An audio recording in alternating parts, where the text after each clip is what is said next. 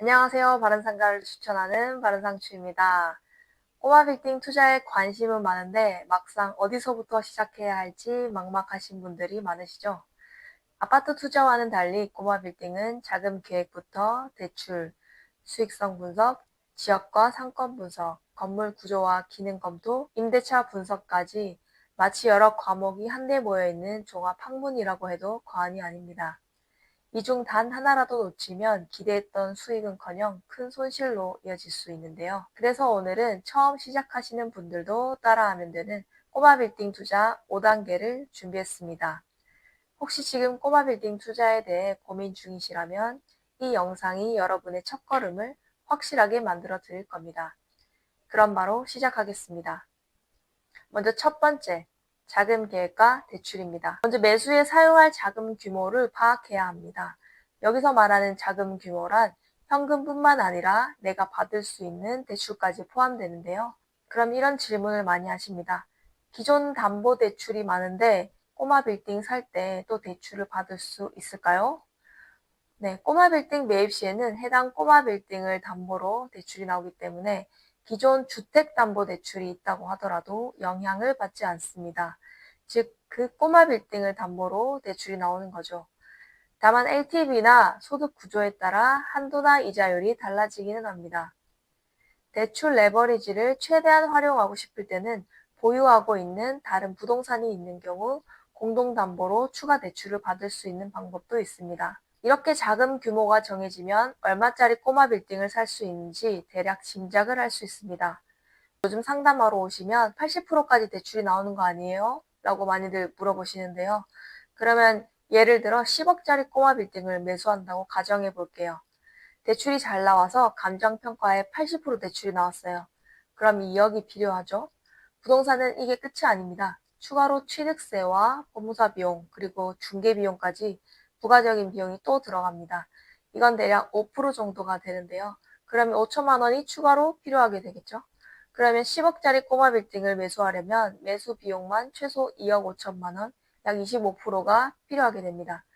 여기서 추후에 들어갈 수 있는 건물의 하자 부수나 리모델링 그리고 명도 비용 등은 고려되지 않은 것이기 때문에 저는 풀 레버리지로 가셔도 최소 30%의 자금을 준비하는 것을 권유드립니다.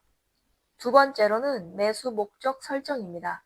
나는 왜 이 건물을 사려고 하는가? 라는 질문입니다.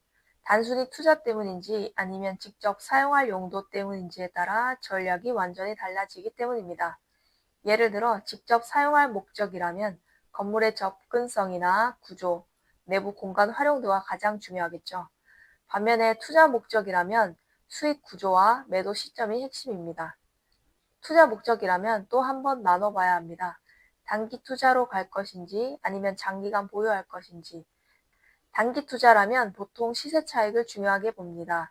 수익률이 조금 낮더라도 향후 건물 가치가 크게 오를 수 있는 지역을 선호하죠. 반면 장기 투자자들은 현금 흐름이 더 중요해서 시세 차익이 크지 않더라도 월세가 안정적으로 들어오는 건물을 선호합니다. 월세가 많이 나오는 건물은 수익률이 높기 때문에 장기 보유에 유리하죠. 결국 매수 목적에 따라 건물의 선택 기준이 달라지고 분석해야 할 포인트도 달라집니다. 그래서 매수 전에 반드시 건물 매수 목적 설정을 해야 합니다. 이 질문 하나만 잘 정리해도 투자 방향이 훨씬 선명해집니다. 세 번째로는 지역 선정입니다. 자금 계획과 매수 목적이 정리되었다면 이제는 어디에 투자할 것인지, 즉 지역을 선정해야 합니다. 지역 선정은 단순히 좋은 동네를 고르는 게 아닙니다. 내 자금 규모와 매수 목적에 맞는 지역을 찾는 것이 핵심입니다.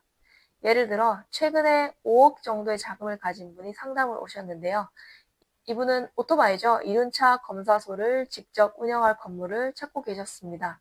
그래서 단순히 예쁜 건물이나 인기 지역을 찾는 게 아니라 건물의 용도가 자동차 관련 시설이거나 자동차 관련 시설로 용도 변경이 가능한 지역을 찾아야 했습니다. 이럴 경우 공업지역이나 중공업지역, 일반 상업지역이나 준주거지역 등의 용지에 자금 규모와도 맞는 교집합의 지역에서 꼬마 빌딩을 찾아야 하는 거죠. 반대로 직접 사용하는 목적이 아니라 투자용으로 꼬마 빌딩을 매수하신다면 지역 선정 단계에서 도시군 관리 계획이나 개발 계획 등을 통해 교통이나 상권 등을 조사하고 임장 활동을 하며 나의 자금과 목적에 맞는 지역을 선정해야 됩니다. 결국 지역 선정은 어디가 뜨는가가 아니라 내 자금과 목적에 맞는 곳이 어디인가를 찾는 과정입니다. 네 번째는 매물 탐색입니다. 자금 계획, 목적 설정, 지역 선정까지 마쳤다면 이제 본격적으로 매물을 탐색할 단계입니다. 먼저 해당 지역에서 최근 거래되었던 부동산의 실거래가를 확인하면서 평당가 시세를 조사하는 선행 작업이 필요합니다. 또한 수익률에 직접적인 영향을 주는 월세 시세도 조사하여 해당 지역의 평균 수익률을 파악해 놓는 것이 좋습니다. 이 두 가지 평당가와 월세 시세를 미리 파악해 두면 중개사에게 매물을 추천받을 때나 직접 찾아봤을 때 수익성이 괜찮은지를 빠르게 판단할 수 있습니다. 건물의 기능적인 부분도 간과해서는 안 되는데요. 건물의 구조가 철근 콘크리트인지 벽돌조인지 엘리베이터가 있는지 없는지 설비 상태는 어떠한지 누수는 있는지 건물의 하자나 기능적인 부분도 꼼꼼히 체크해야 합니다. 겉보기엔 멀쩡해 보여도 내부 설비가 노후화되어 추후 수천만 원의 유지 보수 비용이 발생하는 경우도 많기 때문입니다. 결국 매물 탐색의 핵심은 단순히 저렴한 가격의 매물을 찾는 것이 아니라 가치가 있어질 매물을 저렴하게 사는 것입니다. 다섯 번째로는 가격 협상입니다. 자금 계획, 매수 목적 설정, 지역 선정, 매물 탐색까지 마쳤다면 이제는 마지막 단계 가격 협상을 할 차례입니다. 매물 분석이 끝나면 공인중개사에게 확실한 매수 의사를 전달하고 매도인과 가격 협상을 요청해야 합니다. 특히 시장에 비공개로 나온 좋은 매물일수록 협상이 까다로울 수 있습니다. 하지만 무리하지 않는 선에서 합리적인 조건을 제시하면 적게는 수백만 원, 많게는 억 단위까지 가격을 낮출 수 있는 경우도 있습니다. 지금까지 꼬마 빌딩 투자에 필요한 5가지 핵심 단계를 정리해드렸는데요.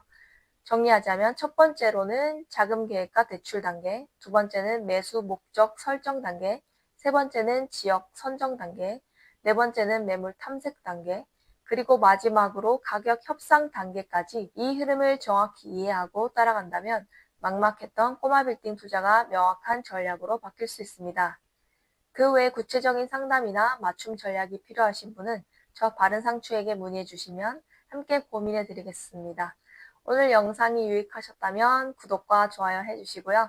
추가로 궁금하신 점이 있으면 댓글로 남겨주세요. 지금까지 바른상가를 추천하는 바른상추였습니다.